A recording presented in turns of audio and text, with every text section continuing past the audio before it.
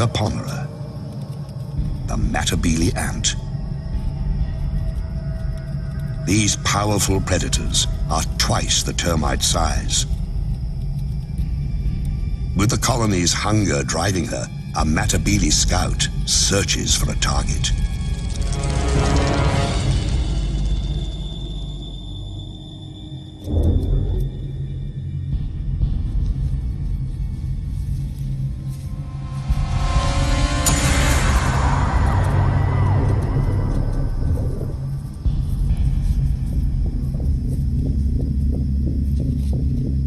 The termites know that shadow and what it means. War is coming. Soon. They can do nothing as the scout marks the target and a path to their home. The scout returns to the main force to recruit a raiding party from among her sisters at an abandoned termite mound the Matabele have commandeered.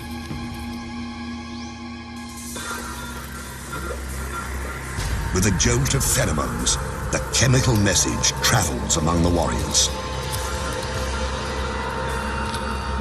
It's a perfect time to attack, early in the day, before the heat rises.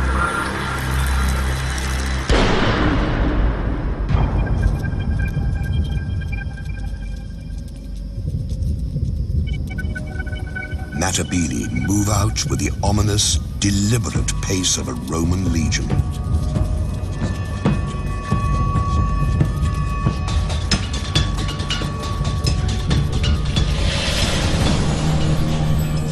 Like legionaries, the ants wear armor. Their exoskeletons can withstand all of the harshest blows. They sting with highly toxic venom. But their heaviest weapon is their jaws, able to rip opponents to shreds.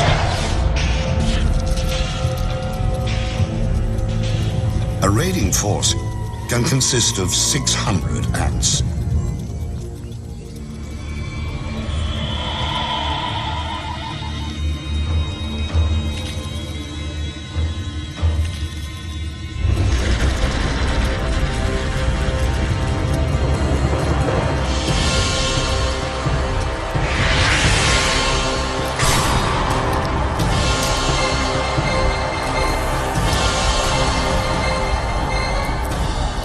The first wave breaks the battlements, ripping open mud galleries, probing for cracks in the wood. Now, the smallest Matabele attack. These tunnel rats make relentless forays into the termite sanctuary.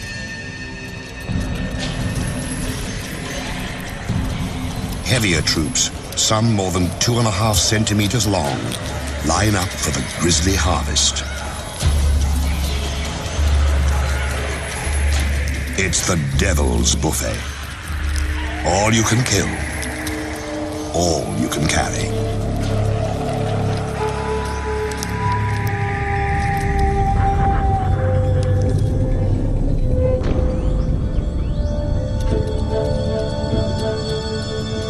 One raid might claim 4,000 victims.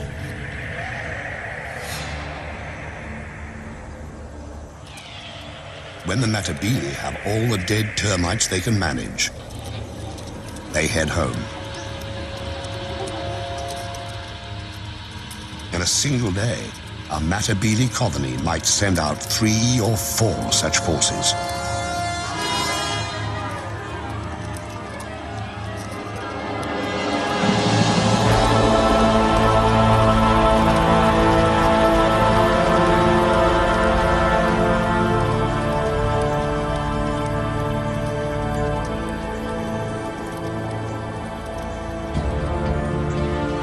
Soon, the big ants will move their base to richer hunting grounds.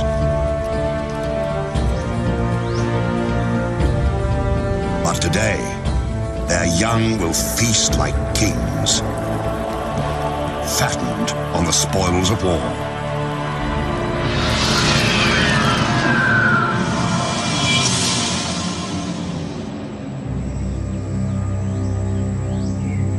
Violence is the imperial tool, wielded in many ways.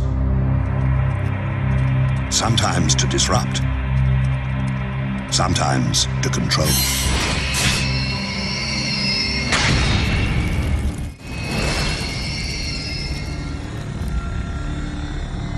A queen can seize power with the victory of each individual soldier, or by overwhelming force. Some empires grow so large, they send everything fleeing before them.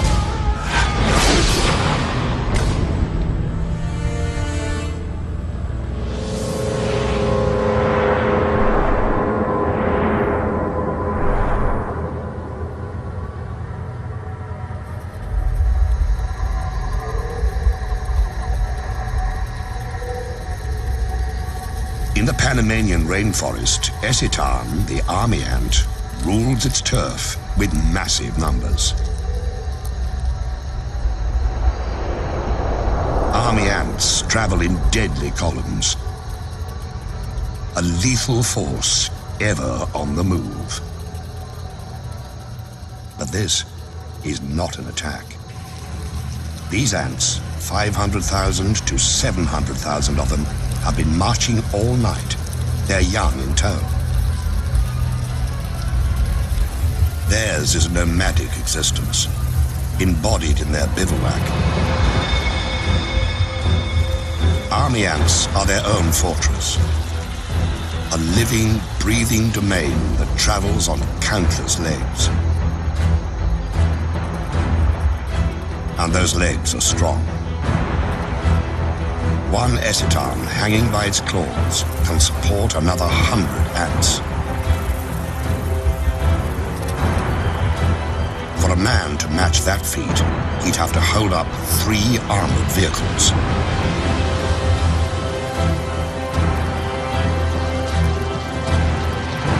Deep in the recesses of this mass of ants are hidden 200,000 unhatched young, and the Eciton queen. She lays eggs by the million, keeping the colony alive and forcing it to find sustenance.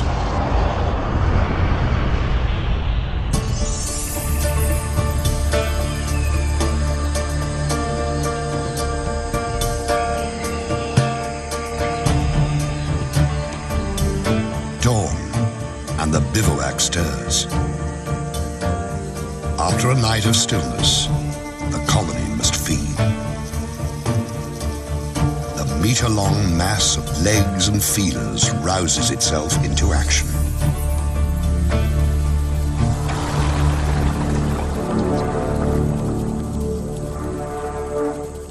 The ants begin in columns that branch apart and widen, becoming an invincible tide that can travel 300 meters a day.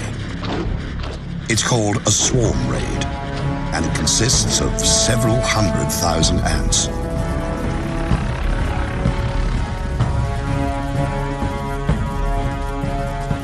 The ants move in a deadly wave, 15 meters across, driving all before them.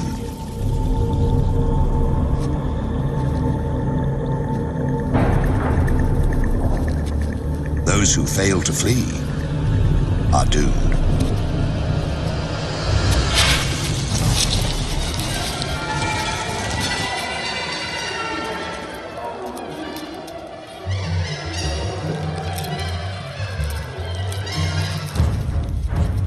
Whatever army ants can catch, they consume.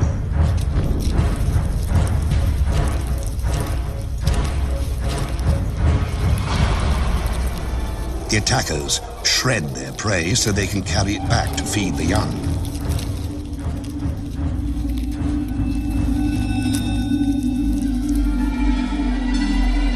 Army ants even overpower the land.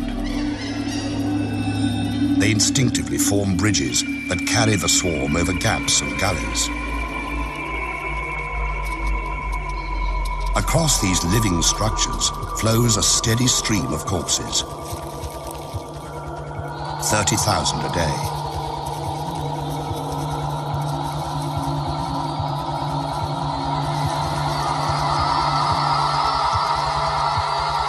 But army ants have enemies.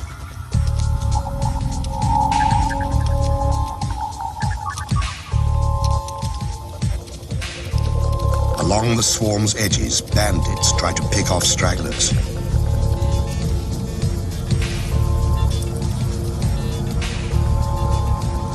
Paratrachina, or crazy ants, are the anarchists of the forest. Small, but highly organized, they are willing to do anything to grab a meal. Infiltrate, attack, abscond, whatever it takes.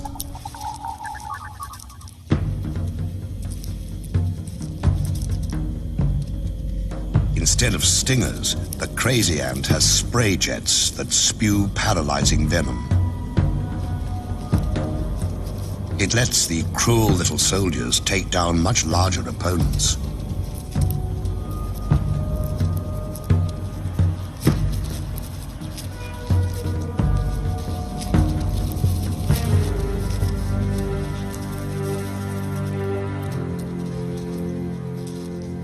Army ants fear their crazy cousins for the chaos they unleash.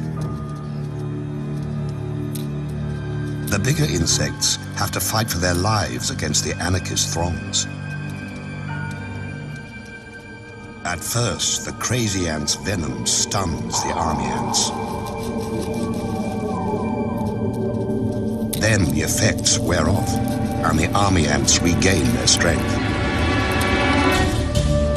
They handily escape the tiny pirates and return to the business of the raid.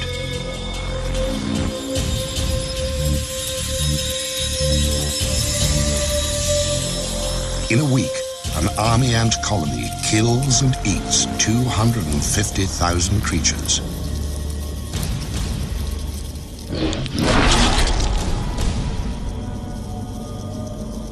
Ravaging the landscape, army ants shred its sense of order.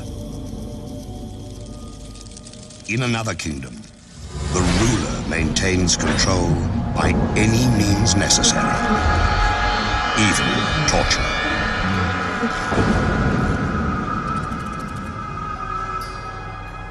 The Empress can afford to be gracious. She has enforcers to do her dirty work. Relentless surveillance and oppression of any who deviate from the rules. In the kingdom of Mellifera, order is the order of the day.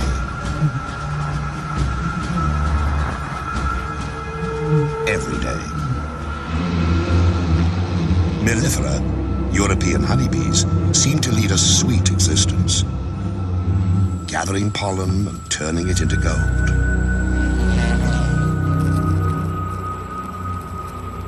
But beneath this bright image lies a dark reality. The colony exists to serve the queen, who lays the eggs that become the workers, who maintain the hive, and the warriors who defend it. Below the queen ranks the colony's young, its future. She who must be served and those who must survive dominate the hive's existence. But if something didn't keep the hive's inhabitants in line, bee society would fall apart. Every female has it in her to lay eggs, to be a queen.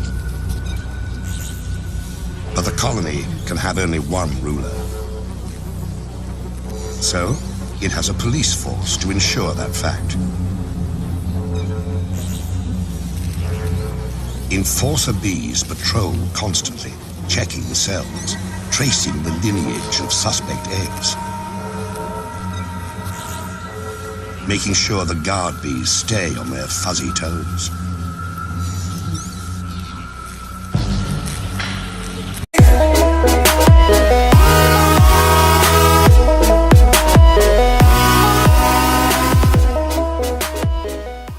Revolutionaries. And in the hive, It takes very little to cross that line. All a rebellious female needs to do is lay an egg. By the regulations of the mellifera police state, that's a crime.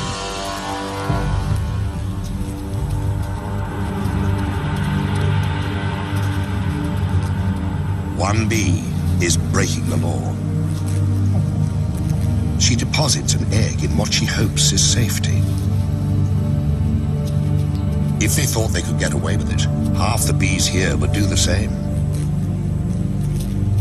And the hive would fall into disarray.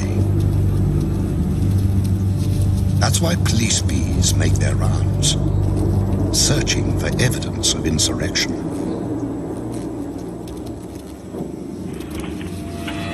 And they find it.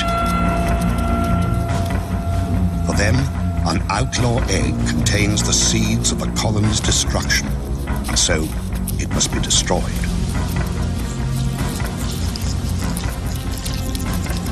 And to drive the lesson home, they brutalize the offender, keeping the hive safe and the queen's position secure.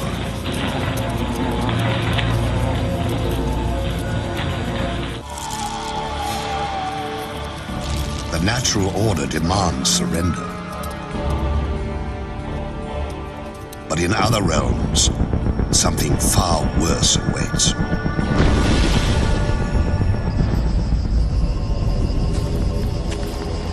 In the imperial domain, it is not enough to rule. Others also must serve. By abduction and terror, the empire assures itself of slaves. Warriors carry the captives into servitude. Strangers in a strange place. In Arizona, the kingdom of Polyergus needs its slaves. The queen has her consorts, the warriors, to do her bidding. All of these live royally, thanks to a servile class. Polyergus, the slave raider ant, requires slaves because the species has grown so specialized it cannot care for itself. Massive mandibles, perfect for killing, have little use off the battlefield. So this kingdom has two societies: those who reign and those who serve. The servant ants, dwarfed by their masters, are of the species Formica. They forage for food, raise the royal young, minister to the queen's every need and those of her workers. Born into bondage, they will die slaves. But this kingdom has woes. Its Formica slaves are dying of old age. It's time for the slave-raiding Polyergus to do what they do best: kill and plunder.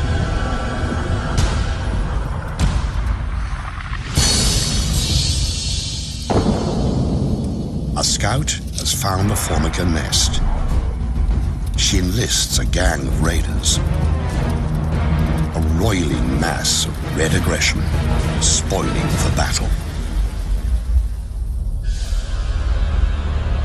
In an instant, they're off.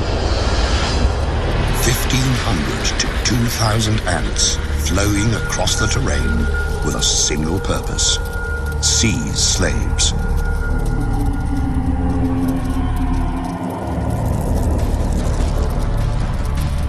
Streaming into the Formica nest, the Polyergus raiders unleash hell. They kill, but only when need be. They've really come to steal the unhatched Formica young.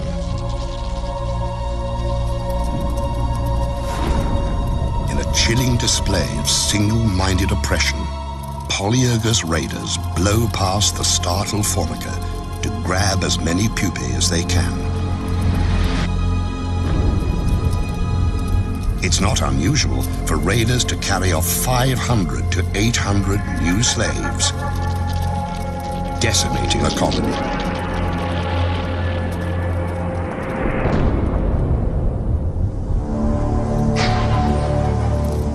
The raiders transport the kidnapped formica brood back to their kingdom. When the stolen formica hatch, they will believe the polyergus nest is where they belong. Another generation of formica will become slaves.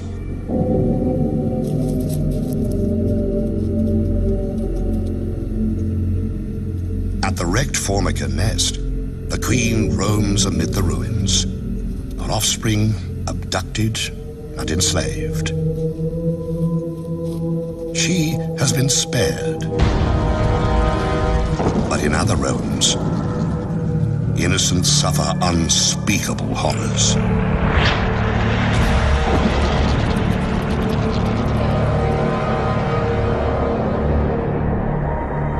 Some kingdoms steal youngsters to enslave them.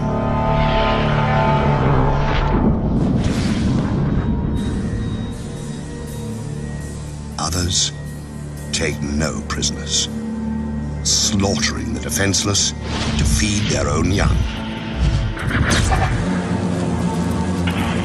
Winged horror has a name.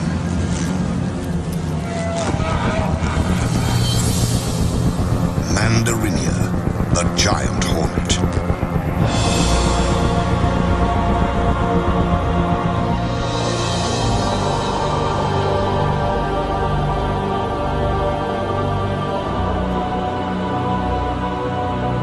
Their reach extends across Japan.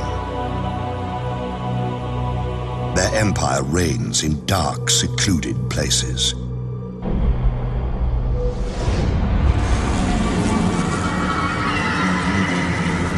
These hornets are at the peak of their powers. Their queen is vigorous. Her workers are strong. Her fighters are many. Her brood chambers are full to bursting. Everywhere, mouths to feed.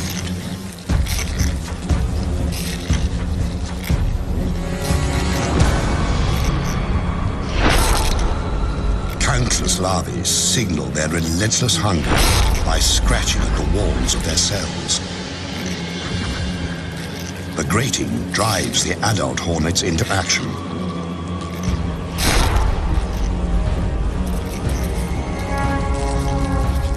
They have to feed the babies.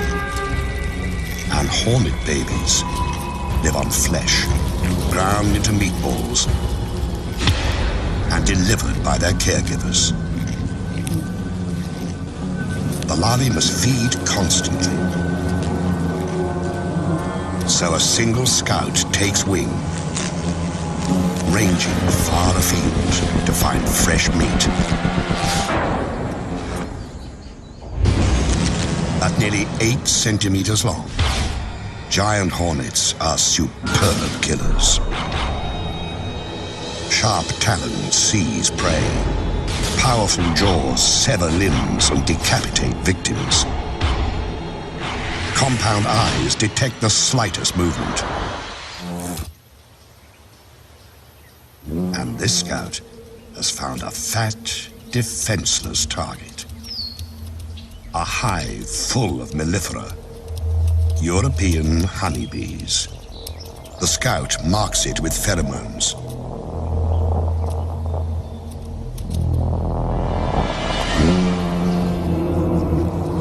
These bees aren't native to Japan. They arrived during the last century, imported because they produce more honey and are less combative. Because the alien bees didn't evolve with the giant hornets, they have no way to fight an attack.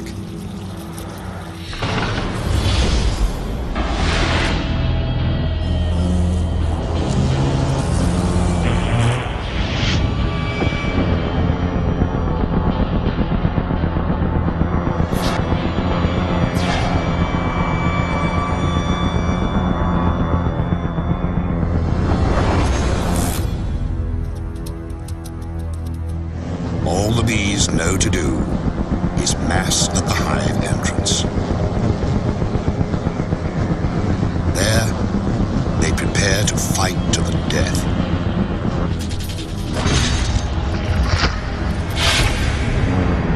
The hornets are 5 times the honeybee's size, and many times more willing to kill. In the stillness, fierce wings and fearsome odds.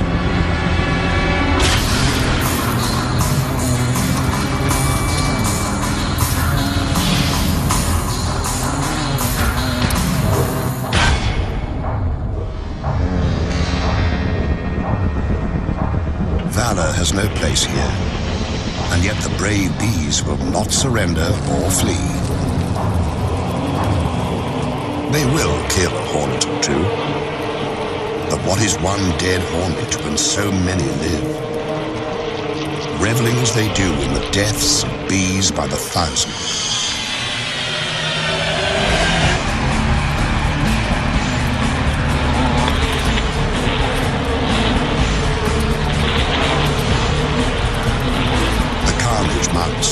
A foregone conclusion playing itself out to a horrifying end.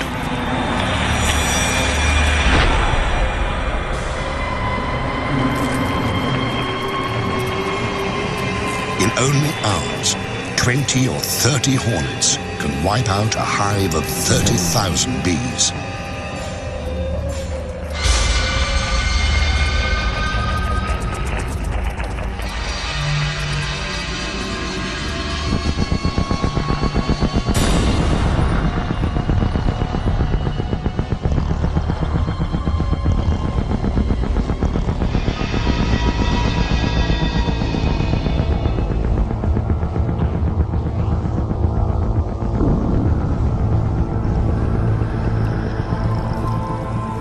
Killer hornets have reduced the defenders to a carpet of the dying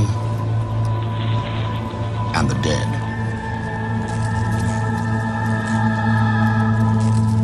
Now, they can rob at their leisure, sometimes for days. This bee colony is doomed, the victims left to rot. The raiders gorge on honey,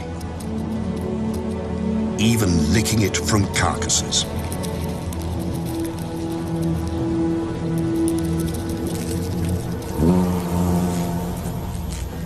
The unborn bees will be chewed into protein paste and fed to the hornet young.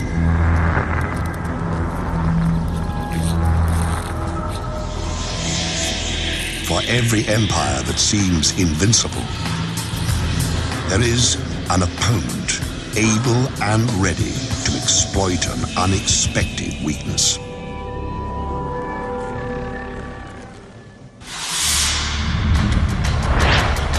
Empires attack, but they also must defend themselves. No matter how strong the fortress, the best defense is knowing your enemy.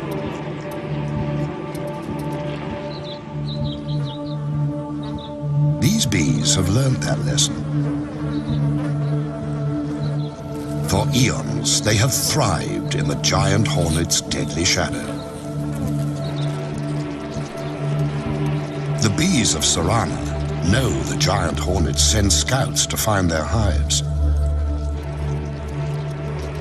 To survive, these Japanese honeybees must capture and kill the hornet scout.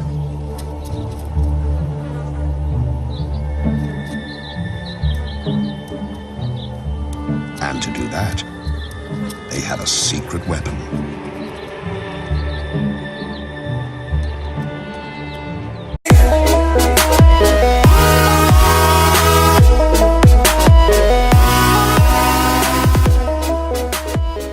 Enemy at the gate, the soldier bees pull back slightly. Their waggling signals a sneak attack. They're enticing the hornet to enter their hive. When she takes a few sacrificial targets, the bees attack. In a horde, the defenders rush the hornet scout, enveloping her in a wave of bee bodies. But they don't sting.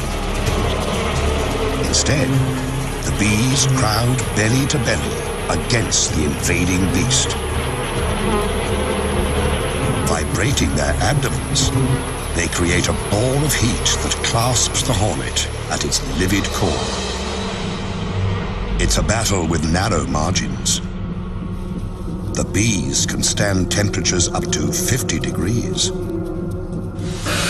The hornet can only survive to 46. The temperature of the core, 47 degrees. For 20 minutes, the squirming orb presses onto its prey. Bees die. Others step up. If the scout escapes, all is lost.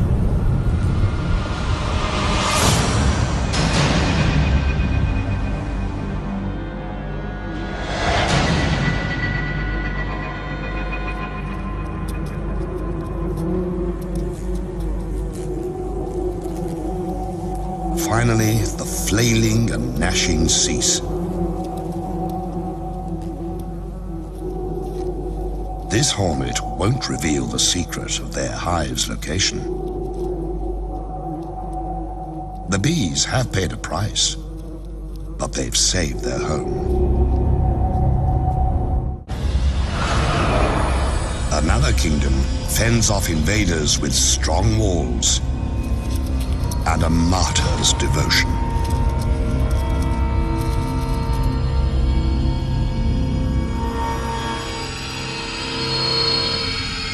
In the land of Macrotermes, jousting for territory and resources never relents. An imposing citadel harbors a colony of African termites. Inside, a labyrinth of narrow passageways and bulkheads designed to thwart invaders.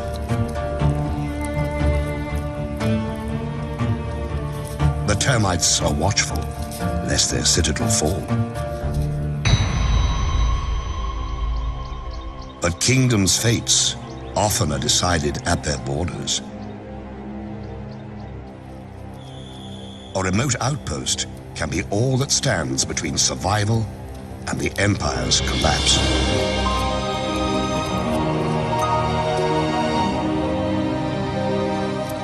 Outside the protective walls, foragers collect and transfer food back to the queen and her charges.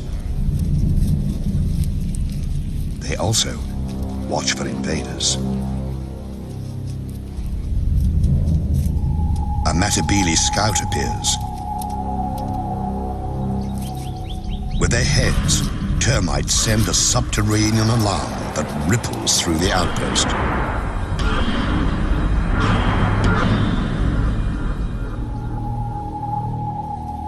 At the edge of the compound, a platoon of defenders occupies a fallen branch. These soldier termites are strong and agile, prepared to give the last full measure. Few of their kind grow this large and strong. Their jaws can cut through human flesh. The encounter begins by ones and by twos.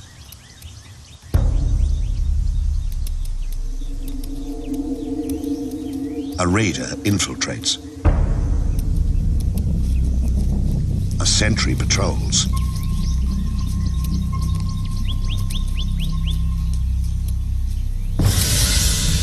One death, and the battle is joined.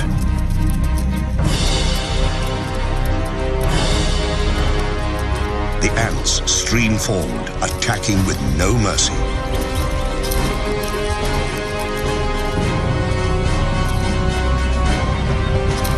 Using their mandibles, The termites attempt a defense.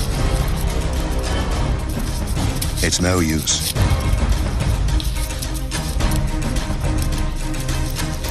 Some seek shelter, but there's nowhere to hide. Even the formidable termite guards are no match for the raiders' venomous stings, which destroy the termite's nervous system.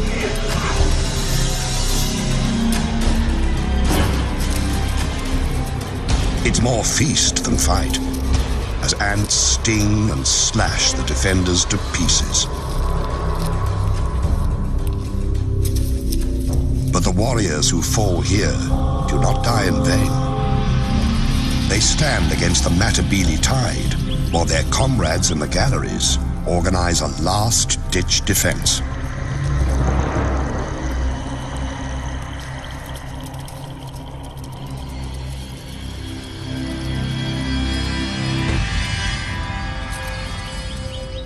At the gates, the fighting intensifies.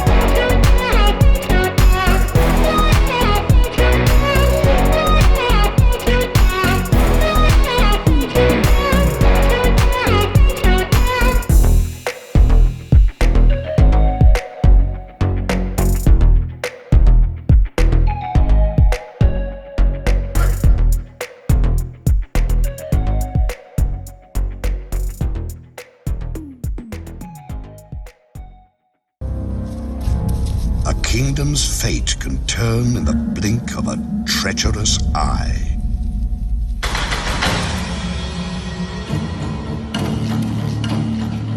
Power belongs to those who hold it, and to those who seize it.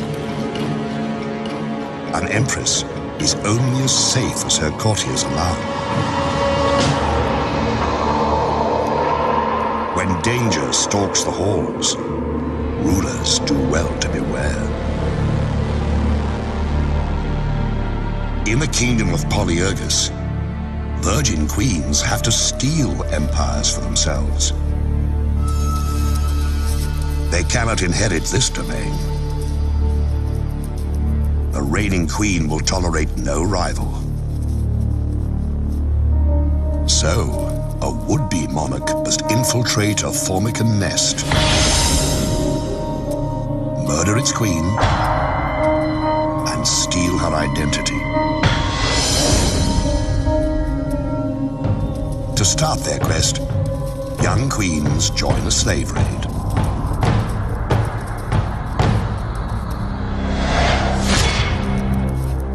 En route, they mate and shed their wings, a sign that they now bear the seeds of empire.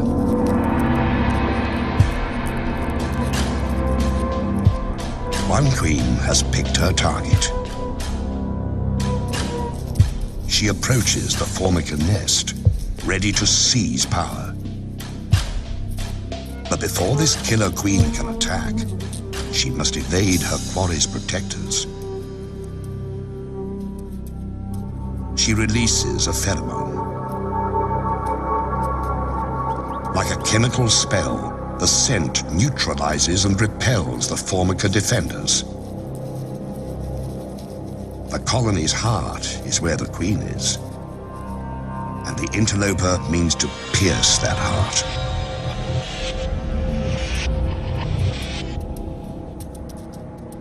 She's fixed on her mission. Assassinate the queen and take her place. The pretender's sickle-shaped mandibles have one brutal purpose. When she confronts her rival, there's no hesitation. She savages her prey. Not to eat her, but to steal her identity.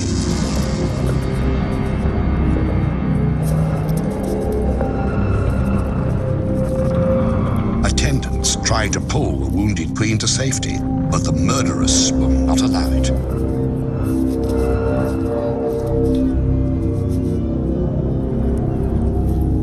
She laps up her victim's blood and rolls in her spilled fluids, thoroughly absorbing the monarch's essence.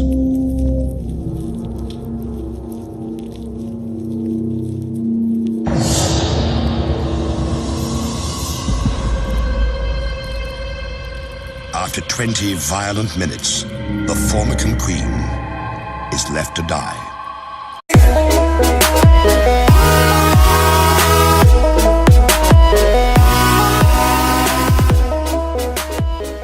They sting with highly toxic venom, but their heaviest weapon is their jaws, able to rip opponents to shreds.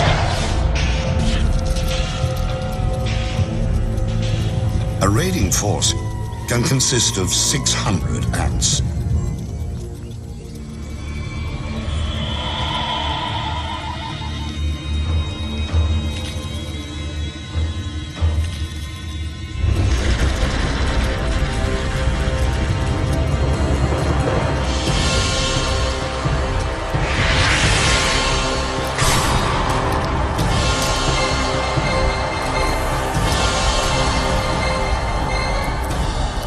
The first wave breaks the battlements, ripping open mud galleries, probing for cracks in the wood.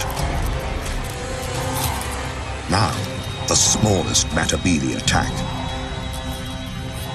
These tunnel rats make relentless forays into the termite sanctuary.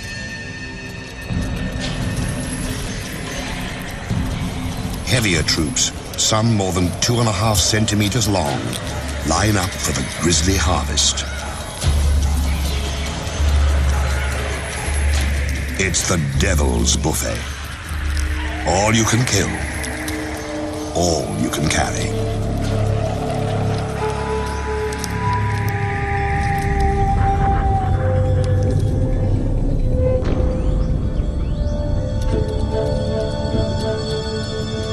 One raid might claim 4,000 victims.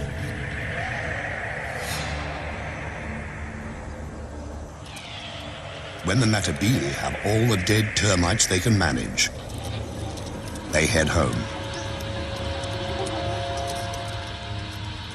In a single day, a Matabili colony might send out 3 or 4 such forces.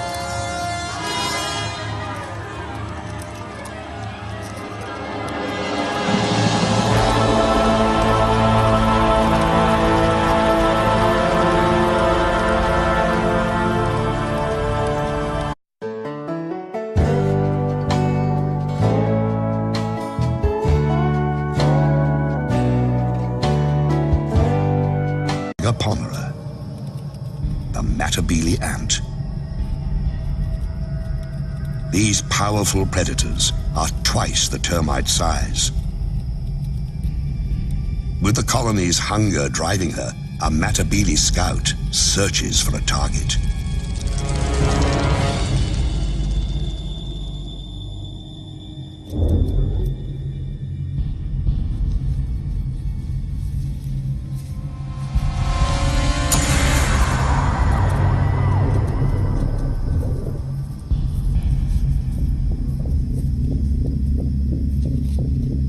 The termites know that shadow and what it means. War is coming. Soon. They can do nothing as the scout marks the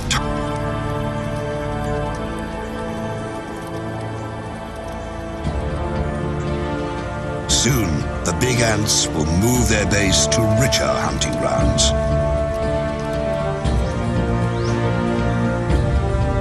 But today, their young will feast like kings, fattened on the spoils of war.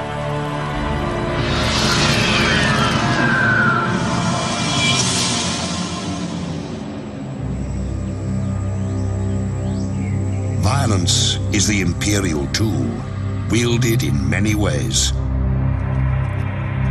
Sometimes to disrupt, sometimes to control.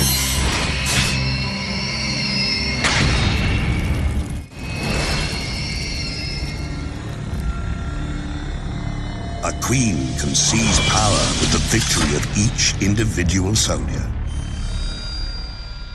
or by overwhelming force. Some empires grow so large, target and a path to their home.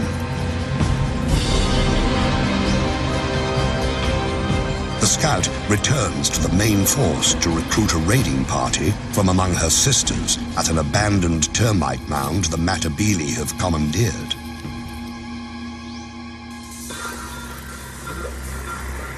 With a jolt of pheromones, the chemical message travels among the warriors. It's a perfect time to attack, early in the day, before the heat rises.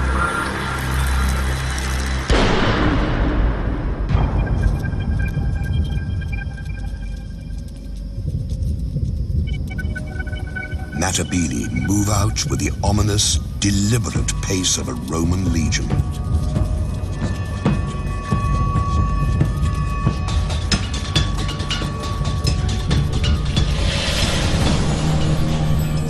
Like legionaries, the ants wear armor. Their exoskeletons can withstand all but the harshest blows.